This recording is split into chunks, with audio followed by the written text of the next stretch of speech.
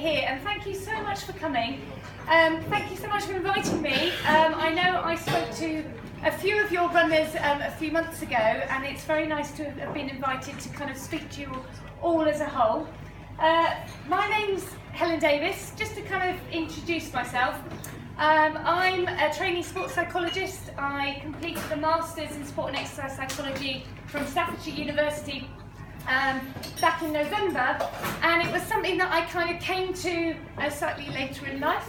I've absolutely loved doing it. I've really gained a lot from it myself personally, but also I feel it's a great subject for people like me who love sport in terms of helping you in competitive situations and performance situations.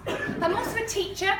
I've been a teacher for the last kind of 20 or so years in primary education, teaching a whole range of subjects, PE being one of them. I'm also a mum. I've got 3 kind of teenage children and have a very, very busy life. And I'm also a swimmer. I call myself a swimmer. I've really been in a swimming club since I was young, and I've kind of competed competitively throughout my life. And still compete now, and I'm a very sort of active Masters and open water swimmer.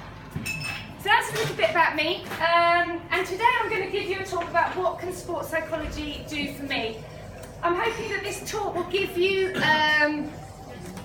some ideas about what sports psychology is first of all. I'm going to talk to you a little bit about what it isn't, because I think there are a few myths around sports psychology, but also what it is, and I really want to get you thinking. So my real aim of this talk is for you to think about you and your performances and your running and what you do in your sport, and how some of the things that I talk about relate to you, and how hopefully you can maybe take some sort of tips and strategies away with you that you can then use yourselves in your training, in your competitions, and in your kind of day-to-day sporting life.